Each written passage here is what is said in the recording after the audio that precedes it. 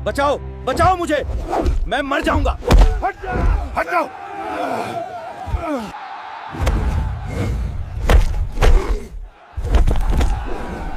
अगर तूने इसे काबू कर लिया तो मैं तुझे 10 करोड़ दूंगा। सुबह से ही गांव में अजीब सी हलचल थी। आम दिनों में जो चौपाल खाली पड़ी रहती थी, आज वहां पैर रखने की जगह नहीं थी। ढोल बज रहे थे, लाउडस्पीकर पर आवाज गूंज रही थी और दूर दूर से लोग जमा हो रहे थे। वजह साफ थी, गांव के सबसे अमीर आदमी का बैल। वही बैल जिसे आज तक कोई काबू में नहीं कर पाया था। बैल कोई साधारण जानवर नहीं था। काला, ऊंचा, भारी शरीर वाला। उसकी गर्दन इतनी मोटी कि रस्सी भी छोटी लगती थी। आंखों में अजीब सी आग थी। कहते थे उसने 2 लोगों को घायल कर दिया था। मालिक का ऐलान था, जो भी इस बैल को काबू करेगा उसे बड़ा इनाम मिलेगा। रकम सुनकर लोगों की आंखें चमक उठी थीं। भीड़ के एक कोने में एक लड़का खड़ा था। उम्र करीब 15 साल। नाम था राघव। कंधे पर बोरी लटकी थी, हाथ में लोहे की टोंटी। सुबह से कूड़ा बीन रहा था। जहां शोर दिखा वहीं रुक गया। उसकी नजर बैल पर नहीं, उस बैनर पर थी जिस पर इनाम की बात लिखी थी। राघव के दिमाग में वही एक चेहरा घूम रहा था। उसकी मां, कमजोर, पीली पड़ी, खांसती हुई। पिछले कई महीनों से बीमार थी। दवा अधूरी, इलाज अधूरा। डॉक्टर ने साफ कहा था, अगर सही इलाज नहीं हुआ तो हालत बिगड़ सकती है। राघव जानता था, कूड़ा बीनकर वह दवाइयों का खर्च भी पूरा नहीं कर पा रहा। कई रातें ऐसी गईं जब मां ने अपनी दवा उसे खाना खिलाने के लिए छोड़ दी। मैदान में पहलवान उतर रहे थे, एक एक करके। कोई ताकत लगाता, कोई रस्सी डालने की कोशिश करता। हर बार वही नतीजा। बैल उछाल देता, जमीन पर पटक देता। भीड़ पहले हंसती, फिर डर जाती। राघव सब देख रहा था, बहुत ध्यान से। बैल की चाल, उसके रुकने का तरीका, उसकी सांसें।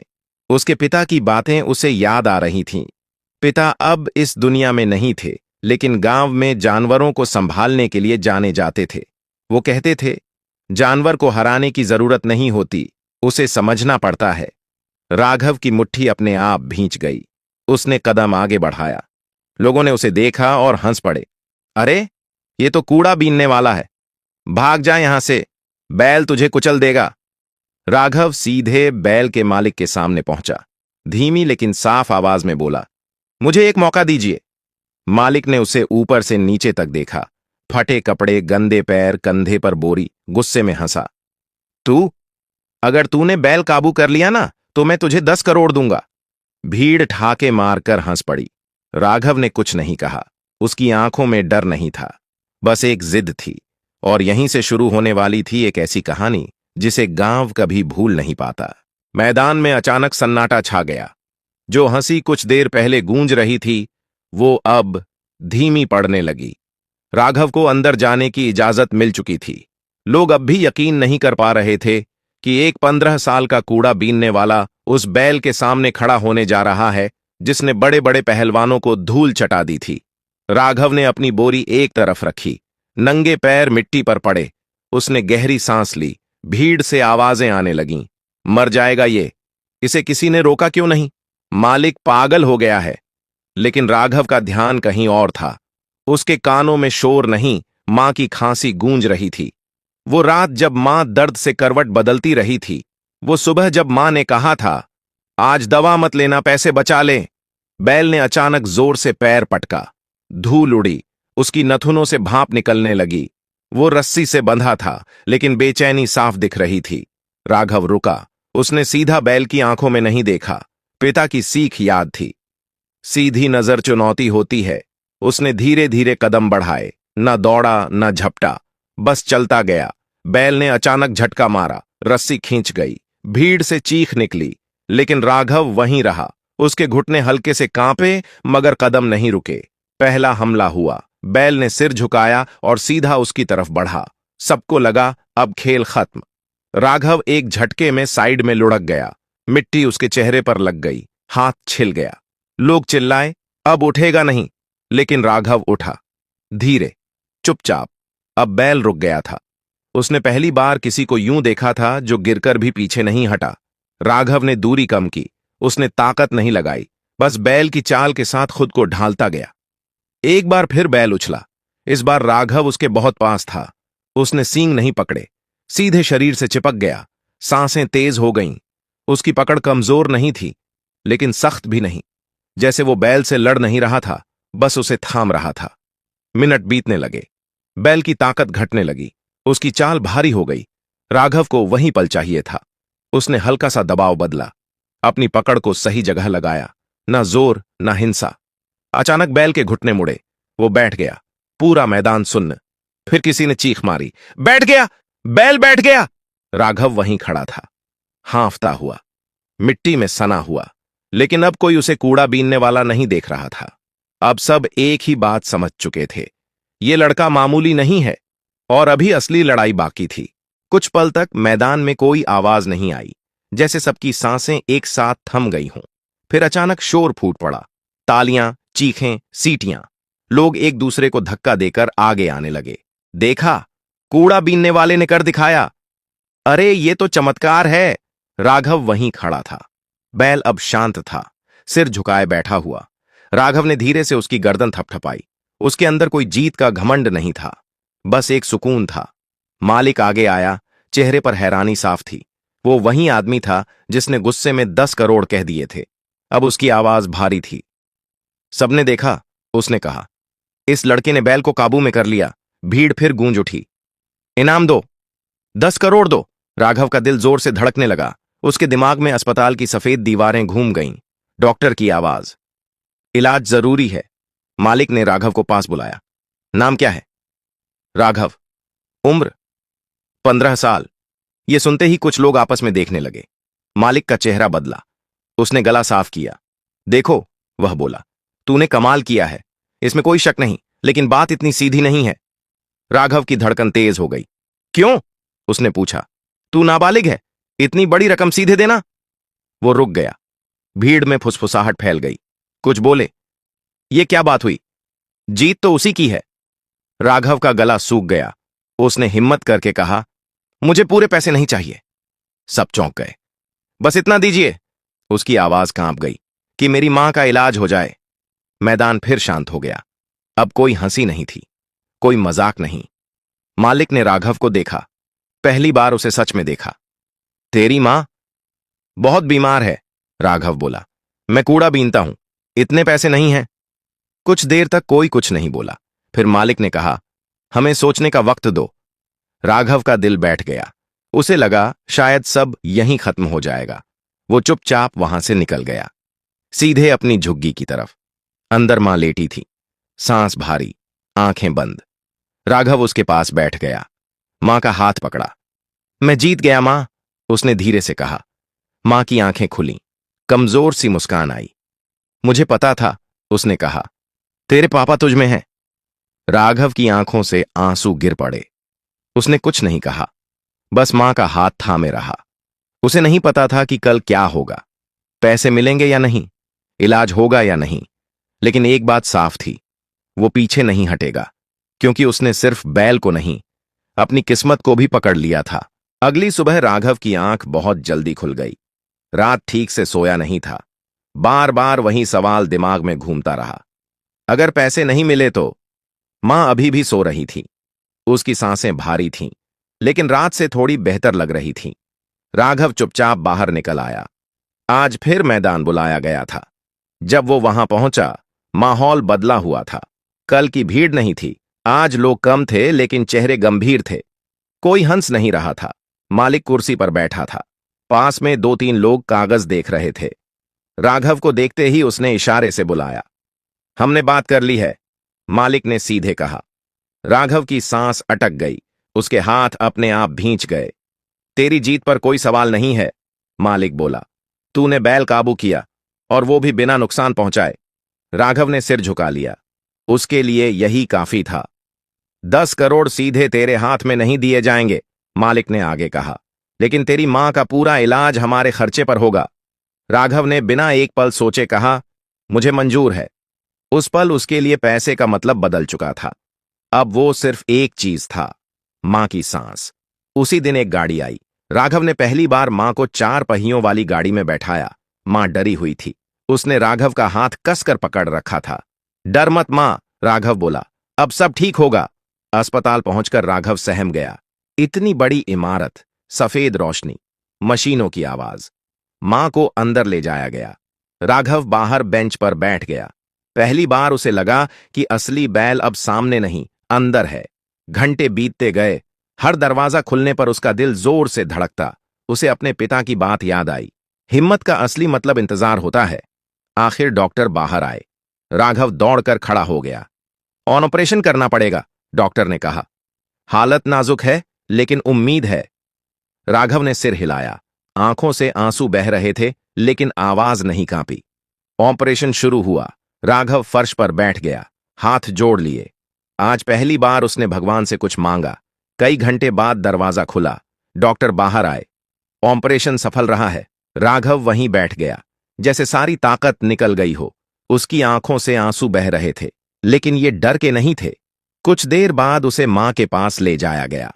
मां बेहोश थी, लेकिन चेहरा शांत था। राघव ने उसका हाथ पकड़ा। मैं यहीं हूं मां, उसने धीरे से कहा। उस पल राघव जान गया था, वो सिर्फ बैल नहीं जीत कर आया था, वो जिंदगी जीत लाया था। और अभी कहानी खत्म नहीं हुई थी। अब अगला मोड़ उसका इंतजार कर रहा था। अस्पताल की खिड़की से सुबह की धूप अंदर आ रही थी। राघव कुर्सी पर बैठा मां को देख रहा था। मशीनों की धीमी आवाज अब डरावनी नहीं लग रही थी। हर बीप उसके लिए एक राहत थी। मां की आंखें धीरे धीरे खुलीं। राघव तुरंत उठ खड़ा हुआ। मां! उसकी आवाज कांप गई। मां ने उसे देखा। कमजोर सी मुस्कान आई। मैं यहीं हूं बेटा। राघव की आंखों से आंसू बहने लगे। हां मां, आप ठीक हो जाओगी। डॉक्टरों ने कहा कि इलाज लंबा है, दवाइयां, देखभाल, समय, लेकिन खतरा टल चुका था। कुछ दिन बाद वही मालिक अस्पताल आया। इस बार उसके चेहरे पर घमंड नहीं था, सम्मान था। राघव, उसने कहा, हमने तय किया है कि इलाज के बाद तेरे लिए एक घर भी लिया जाएगा। राघव चुप हो गया। उसे समझ नहीं आया क्या कहे। झुग्गी में रहना अब ठीक नहीं, मालिक बोला। तूने जो किया वो किसी कीमत से बड़ा है। राघव ने पहली बार खुलकर रो दिया। उसने कभी घर का सपना नहीं देखा था, सिर्फ मां को जिंदा देखने का। कुछ हफ्तों बाद मां को छुट्टी मिल गई। वो अपने पैरों पर चल पा रही थी, थोड़ी धीमी लेकिन मजबूत। नया घर छोटा था, लेकिन पक्का। छत से पानी नहीं टपकता था, दीवारें हिलती नहीं थीं। मां ने अंदर कदम रखा और रो पड़ी। ये सपना है क्या? राघव मुस्कुराया। नहीं मां, ये आपकी मेहनत है। राघव ने कूड़ा बीनना छोड़ दिया। अब वो काम सीखने लगा। दिन में मेहनत, रात में मां की सेवा। गांव के लोग बदल गए थे। जो पहले नजरें फेर लेते थे, अब नाम लेकर बुलाते थे। लेकिन राघव वहीं रहा, सादा, शांत। एक शाम वो घर के बाहर बैठा आसमान देख रहा था। उसे पिता की याद आई। देखा पापा, उसने मन ही मन कहा। मैं डर नहीं गया। 10 करोड़ अब सिर्फ एक रकम नहीं थी, वो भरोसा थी, इज्जत थी और एक नई शुरुआत। लेकिन जिंदगी ने अभी आखिरी इम्तिहान बाकी रखा था। नए घर में आए अभी ज्यादा दिन नहीं हुए थे। राघव हर सुबह जल्दी उठता, मां के लिए चाय बनाता, दवाइयां देता और फिर काम पर निकल जाता। काम कोई बड़ा नहीं था, लेकिन ईमानदार था। एक बढ़ई के यहां सहायक बन गया था। लकड़ी काटना, औजार पकड़ना, पसीना बहाना उसे अच्छा लगता था। कूड़ा बीनने से बेहतर और आत्मसम्मान से भरा। मां अब घर में अकेली नहीं लगती थी। पड़ोस की औरतें आती, हाल पूछती, हंसी लौट आई थी। लेकिन गांव में हर बदलाव सबको अच्छा नहीं लगता। एक दोपहर राघव काम से लौट रहा था, तभी रास्ते में कुछ जाने पहचाने चेहरे दिखे। वही लड़के जो पहले उसके साथ कूड़ा बीनते थे। आंखों में सवाल था और कहीं कहीं जलन। अरे राघव, एक ने कहा, अब तो साहब बन गया है। राघव रुक गया। ऐसा कुछ नहीं, उसने शांत आवाज में कहा। दूसरा हंसा। 10 करोड़ जीत लिए, अब हमें पहचानने में भी शर्म आती है। राघव को बुरा लगा, लेकिन गुस्सा नहीं आया। उसने सिर्फ इतना कहा, मैं आज भी वहीं हूं। लेकिन बात यहीं खत्म नहीं हुई। अगले कुछ दिनों में बातें फैलने लगीं। लोग कहने लगे, किस्मत से जीत गया, बच्चा था इसलिए दया मिल गई, वरना औकात क्या थी। ये बातें राघव तक पहुंची। मां ने भी सुनी। एक दिन मां ने कहा, बेटा, लोगों की बात दिल पर मत लेना। राघव ने सिर हिलाया, लेकिन अंदर कुछ टूट रहा था। उसने बैल को काबू किया था, लेकिन लोगों की सोच नहीं। उसी बीच गांव में फिर हलचल हुई। किसी दूसरे गांव से एक जंगली बैल भागकर आ गया था। खेत उजाड़ रहा था। लोग डर गए थे। पंचायत बैठी। नाम आया राघव का। कुछ बोले वो कर सकता है, कुछ बोले एक बार किस्मत थी। राघव चुपचाप सुन रहा था। मां ने उसकी तरफ देखा। मत जा, उसने कहा, अब बहुत कुछ दांव पर है। राघव ने मां का हाथ पकड़ा। अगर मैं नहीं गया, वो बोला, तो लोग हमेशा यही कहेंगे। अगली सुबह वो खेतों की तरफ गया। इस बार कोई इनाम नहीं था, कोई भीड़ नहीं थी, बस डर था। बैल सच में खतरनाक था, जख्मी और ज्यादा आक्रामक। राघव ने वही किया जो जानता था। धैर्य, समझ, हिंसा नहीं। काफी वक्त लगा, लेकिन आखिरकार बैल को जंगल की तरफ मोड़ दिया गया। जब राघव लौटा, लोग चुप थे। अब कोई सवाल नहीं था। मां ने उसे गले लगाया। अब तू सिर्फ किस्मत नहीं, उसने कहा, हिम्मत है। राघव ने आसमान की तरफ देखा। वो समझ गया था, असल जीत बार बार साबित करनी पड़ती है, और अब वो इसके लिए तैयार था। जंगली बैल वाली घटना के बाद गांव में कुछ बदल गया था। अब जब राघव रास्ते से गुजरता, लोग चुप नहीं रहते थे। कोई सिर हिलाता, कोई राम राम कहता और कोई बस दूर से मुस्कुरा देता। यह इज्जत अचानक नहीं आई थी, यह धीरे धीरे बनी थी, बिना शोर के। राघव अब बढ़ई के काम में हाथ सधा चुका था। लकड़ी की खुशबू उसे अच्छी लगने लगी थी। वो दरवाजे बनाता, खिड़कियों के फ्रेम जोड़ता और हर चीज में पूरा मन लगाता। मालिक भी खुश था। इस लड़के के हाथ में सच्चाई है, वो अक्सर कहता। मां की तबीयत अब काफी बेहतर थी। वो सुबह उठकर खुद झाड़ू लगा लेती, चूल्हा जला लेती। राघव जब उसे काम करते देखता तो मन ही मन जीत जाता। एक शाम मां ने कहा, राघव, तूने घर तो ले लिया, अब पढ़ाई का क्या? राघव चुप हो गया। पढ़ाई? उसने कभी इस शब्द को अपने लिए नहीं सोचा था। देर नहीं हुई है, मां ने उसके सिर पर हाथ रखते हुए कहा। तू चाहे तो सीख सकता है। अगले हफ्ते राघव ने गांव के स्कूल में जाकर बात की। हेडमास्टर ने उसे देखा। पहले हैरानी, फिर सम्मान। अगर पढ़ना चाहता है, उन्होंने कहा, तो रास्ता निकलेगा। राघव दिन में काम करता, शाम को स्कूल जाता, थका रहता लेकिन खुश रहता। कुछ लोग अब भी ताना मारते, बैल वाला हीरो अब किताब उठाएगा। राघव सुनकर भी अनसुना कर देता। उसने सीख लिया था, हर आवाज का जवाब देना जरूरी नहीं। एक दिन वही अमीर मालिक फिर आया, इस बार बिना शोर के। राघव के घर बैठा, चाय पी। तूने पैसे नहीं बिगाड़े, उसने कहा, इसलिए मैं तुझसे एक बात पूछने आया हूं। राघव ने ध्यान से सुना। मैं चाहता हूं, मालिक बोला, कि तू जानवरों को संभालने का काम सीखे, लेकिन सही तरीके से। ट्रेनिंग, समझ, जिम्मेदारी के साथ। राघव ने मां की तरफ देखा। मां ने हल्का सा सिर हिलाया। अगर इससे किसी को नुकसान ना हो, राघव बोला, तो मैं तैयार हूं। उस रात राघव देर तक जागता रहा, छत को देखता रहा। उसे लगा जैसे जिंदगी पहली बार उससे सवाल नहीं, मौका पूछ रही है। वो समझ गया था, कूड़ा बीनने वाला लड़का अब सिर्फ अपनी कहानी नहीं जी रहा था, वो रास्ता बना रहा था। और अभी एक आखिरी मोड़ बाकी था, वो मोड़ जहां राघव खुद तय करेगा कि उसकी पहचान क्या होगी। समय अब राघव के लिए भागता नहीं था, उसके साथ चलता था। सुबह काम, शाम पढ़ाई और रात मां के साथ। जिंदगी साधारण थी, लेकिन अब उसमें डर नहीं था। मालिक की मदद से राघव ने जानवरों को संभालने की सही ट्रेनिंग शुरू की। कोई तमाशा नहीं, कोई भीड़ नहीं, बस सीख। वो समझने लगा कि हर जानवर का गुस्सा डर से निकलता है और हर इंसान की ताकत धैर्य से। यही बात उसके पिता ने कभी सिखाई थी और अब वही उसकी पहचान बन रही थी। कुछ महीनों में आसपास के गांवों से लोग आने लगे।